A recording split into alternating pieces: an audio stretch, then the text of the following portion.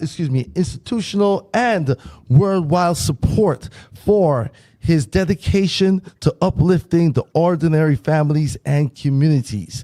Elected as the Global Jamaica Diaspora Council representative for the Southern United States, and a landslide victory in 2022.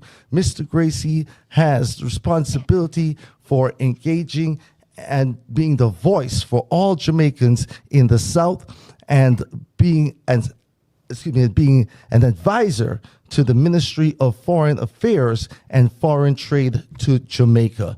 He is a poet. He is a Jamaica College old boy. He is an author. And he is here live on the program this evening alongside Nadine Dixon, the president of This Is Jamaica. Welcome the Honorable Peter Gracie, everybody, and Nadine Dixon. How you doing, brother?